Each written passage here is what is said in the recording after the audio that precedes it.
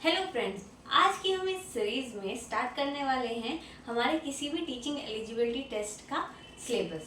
तो आज का हमारा सबसे पहला टॉपिक रहेगा थ्योरीज, जो कि डिफरेंट साइकोलॉजिस्ट ने दी होगी। आज के हमारे साइकोलॉजिस्ट रहेंगे लेव वाइगोस्की। लेव वाइगोस्की की थ्योरी ऐसी थ्योरी है जो लगभग हर टेट में, चाहे वो सेंट्रल टेट हो या फिर स्टेट टेट हो, किसी भी टेट में आती ही आती है किसी न किसी पर्टिकुलर क्वेश्चन के फॉर्म में। तो फिलहाल के लिए हम आज जो स्टार्ट करेंगे वो होंगे लेव वाइगोस्की, जो कि एक रशियन साइकोलॉजिस्ट रहे थे। अब रशियन साइकोलॉजिस्ट का ये बात हमारे लिए इम्पोर्टेंट क्यों हो जाती है, क्योंकि किसी भी थिंकर को जब हम पढ़ते हैं, साइकोलॉजिस्ट को जब हम पढ़ते हैं, उनकी थ्योरी को हम पढ़ते हैं, तो हमें ये पता होता है अगर कि वो किस बैकग्राउंड से हैं, तो हमें इस चीज़ में हेल्प मिलती है कि जो उनकी थ्योरीज में जो नए वर्ड्स हैं उनको हम उन्हीं की तरह से समझने की कोशिश करेंगे, ना कि उनको हम उस तरह से मॉडिफाई कर ले जिस तरह से हमारे लेमन यानी कि आम बोलचाल की भाषा में हम यूज करते हैं। तो फिलहाल के लिए हम लोग स्टार्ट करते हैं लेव वाइगोस्की, जो कि एक रशियन साइकोलॉजिस्ट थे और जिनका एक बहुत ही इम्पोर्टेंट सिद्धांत था सामाजिक सांस्कृतिक सिद्धांत। अब उस सिद्धांत में उन्होंने क्या बताना चाहा था, उन्होंने बताना चाहा था एक बच्चे की डेवलपमेंट, एक या फिर कहें ग्रोथ में किस चीज़ की अहम भूमिका होती है। डिफरेंट साइकोलॉजिस्ट ने डिफरेंट थ्योरीज दी है, सबके अपने अपने कुछ राय थी। इनका मानना ये था, यानी कि लेव वाइगोस्की जी का मानना ये था कि एक बच्चे की डेवलपमेंट में, यानी कि ग्रोथ में, यानी कि उसके विकास में जो सबसे ज़रूरी चीज़ होती है वो उसका माहौल होता है, उसका समाज और उसकी संस्कृति होती है। हमने कई बार एक बात हमारे पेरेंट्स से भी सुनी होती है कि हमारे समय में हमारे पास इतने संसाधन नहीं थे, या फिर हमारे समय में हमारे पास इतनी कमी रही है, इतनी सुविधाएं नहीं थी जितनी अभी आप लोगों के पास हैं। तो अगर हमारे टाइम में ऐसा होता तो हम तो पता नहीं क्या कर गए होते। तो इस बात से ये चीज़ पता चलती है कि एक आदमी की जो व्यक्ति का, उसका जो पूरा व्यक्तित्व बनाने में जो सबसे अहम भूमिका निभाता है वो होता है उसके संसाधन और उसका जो समाज होता है। तो लेव वाइगोस्की के अकॉर्डिंग ये दो बहुत ही इम्पोर्टेंट फैक्टर्स है किसी भी बच्चे की ग्रोथ या डेवलपमेंट के लिए, यानी कि विकास के लिए। तो सोशो कल्चर थ्योरी है जो कि लेव वाइगोस्की जी की है, वो एक बहुत ही इम्पोर्टेंट बात बताती है कि बच्चा जो इंटरेक्ट करता है अपने माहौल से, अपने साधन और संसाधनों से, उन सब से जो वो धीरे धीरे चीज़ें सीखता है उससे उसका डेवलपमेंट होता है। ये सबसे इम्पोर्टेंट बात है फिलहाल जो आपको याद रखनी है। अभी मैं आपको एक चीज़ का हिंट दे रही हूँ, यानी कि VY और GO। आप इन दोनों वर्ड्स को याद रखिएगा। जब आपके पास बहुत सारे थिंकर्स हो जाएंगे, साइकोलॉजिस्ट या फिर थ्योरीज आप याद करना स्टार्ट करेंगे, तो आपको ये ट्रिक्स हेल्प करेंगी उन चीज़ों में डिफरेंस करने में, जो कि आपको एग्जाम में याद करने में थोड़ा जल्दी आपकी मदद कर देगी। ये चीज़ मैं आपको लास्ट में बताऊंगी, ये जो ट्रिक है।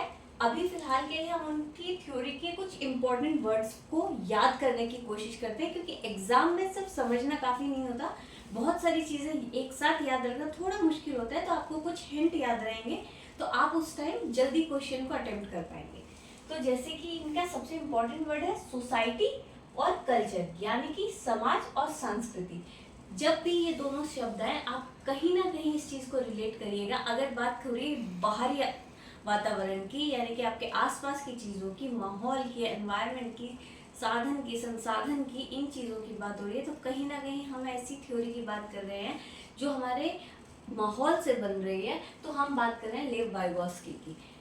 अभी फिलहाल के लिए हम लोग इसको आगे बढ़ाते हैं। जैसे कि हम लोग बात करते हैं वाई गो। अगर इन दो शब्दों पे ध्यान दें, VY एंड GO की हिंदी सबको पता होती है, गो यानी कि जाना, बाहर जाना। ठीक है, जब भी हम कहीं बाहर जाने की बात करते हैं तो हमारे पेरेंट्स हमसे क्या बोलते हैं कि आपको क्यों जाना है। तो वाई, ऑब्वियसली वाई की स्पेलिंग WHY होती है, तो जब हम y लिखते हैं तो वो होता है WHY।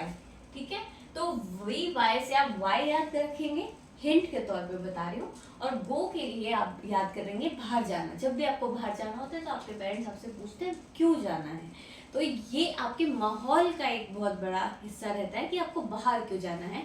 तो आप ऐसे याद रख सकते हैं, जब भी वाइगोस्की की थ्योरी की बात हो रही है तो बाहरी वातावरण की बात कर रहे होंगे। जब आपको बाहर जाना होता है तो आपके आसपास के लोग आपसे कुछ क्वेश्चंस पूछते हैं।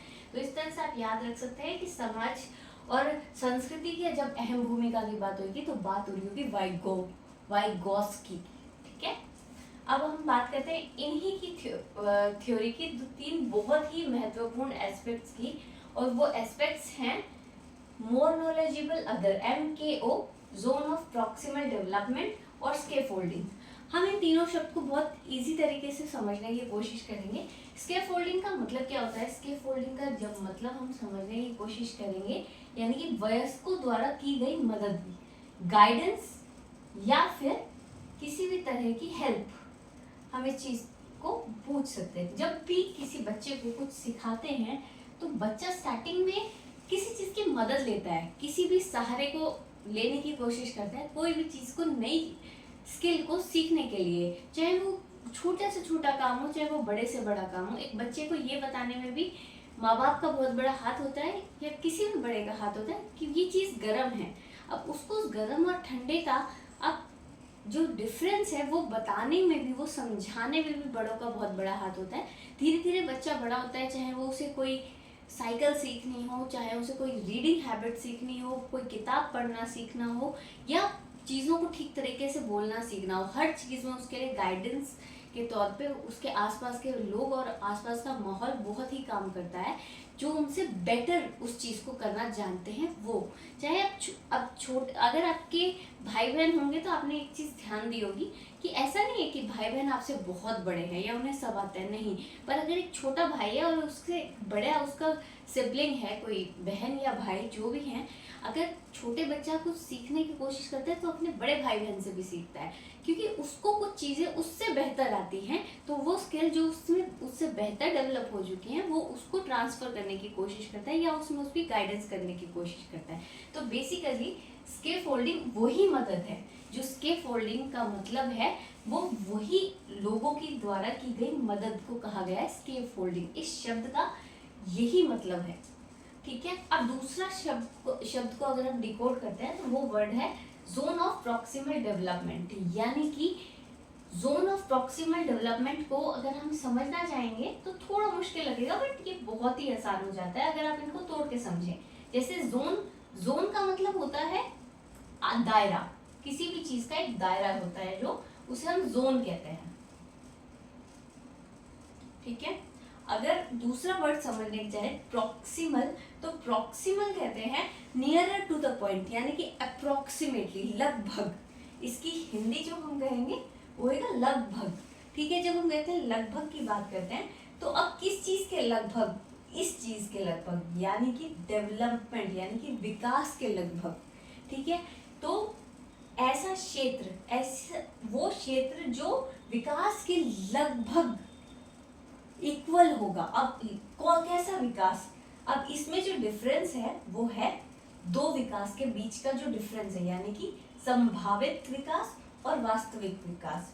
संभावित का मतलब होता है पोटेंशियल और वास्तविक होता है रियल। यानी कि एक बच्चा जो अभी जितना जानता है उसको कहेंगे रियल, और पोटेंशियल यानी कि उसका मैक्सिमम अटेन क्या होगा, किसी भी चीज का उस बच्चे का मैक्सिमम पोटेंशियल क्या होगा, यानी कि उस स्किल को सीखने के लिए उस बच्चे को कितनी मेहनत करनी है उस स्किल को एक उसका बैरियर क्रॉस करने के लिए, तो वो होगा उसका पोटेंशियल।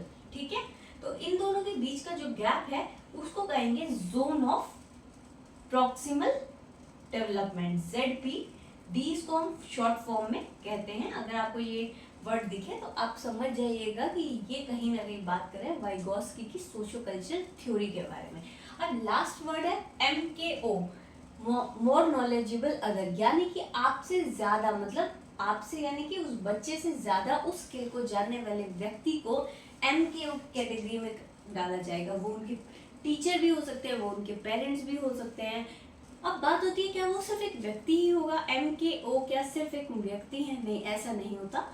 फिलहाल की जनरेशन में अगर हम बात करें तो हम मशीन्स का, टेक्नोलॉजी का, AI का बहुत ज़्यादा सहारा ले रहे हैं नई चीज़ों को सीखने के लिए। तो हम कह सकते हैं कि MKO सिर्फ व्यक्ति नहीं होंगे, MKO कहीं ना कहीं वो टेक्नोलॉजी और वो एक कोई भी किसी भी तरह का वो सॉफ्टवेयर हो सकता है, वो कोई कोडिंग हो सकती है, वो किसी तरह की टेक्नोलॉजिकल हेल्प भी हो सकती है जो MKO की कैटेगरी में डाली जाएगी। अब इन तीनों वर्ड्स को अगर आप मिक्स करें तो आप समझेंगे कि MZBD यानी कि उस जोन को क्रॉस करने के लिए जो बड़ों की मदद हमने ली है, जिनको हमसे ज़्यादा नॉलेज है, उस पूरे प्रोसेस को हम इन 3 वर्ड्स के अंदर एक्सप्लेन कर देते हैं। समझ रहे हैं आप? तो ये है पूरी की पूरी जो इम्पोर्टेंट वर्ड्स के साथ थ्योरी है लेव वाइगोस्की की, जो कि सोशो कल्चरल थ्योरी है। अब आपको बस इन चीज़ों में जो इस पूरी थ्योरी में आपको एक पेपर के पॉइंट तक याद रखना है, वो सिर्फ 5 ऐसे वर्ड्स है, यानी कि एक तो MKO, एक जोन ऑफ प्रॉक्सिमल डेवलपमेंट, एक स्केफोल्डिंग और एक कल्चर और सोसाइटी। बस ये 5 ऐसे वर्ड्स हैं जो आपको याद रखने हैं। और ये आपको कैसे याद रहेंगे? वाइगोस्की की थ्योरी में जब भी बात होती है, आप बाहर जाते हैं और आप बात करते हैं कि किसी से भी कोई आपसे पूछता है कि आपको बाहर क्यों जाना है, वो समाज का एक दायरा डिसाइड करता है। तो उस तरह से आप ये चीज़ समझ सकते हैं कि जब भी सोसाइटी या कल्चर की बात आएगी तब हम वाइगोस्की की ही बात कर रहे हैं। तो जब आपके सामने क्वेश्चंस आएंगे तो आप इस तरह से उस चीज़ को मेमोराइज कर सकते हैं, चीज़ों को याद कर सकते हैं। और समझने के बाद जब हमारे कुछ टॉपिक्स हो जाएंगे तो हम लोग एक क्वेश्चन सेशन लेंगे जिसमें हम PYQ के सारे क्वेश्चंस को अटेम्प्ट करेंगे, थ्योरी वाइज और particular psychologist wise. Thank you, have a nice day.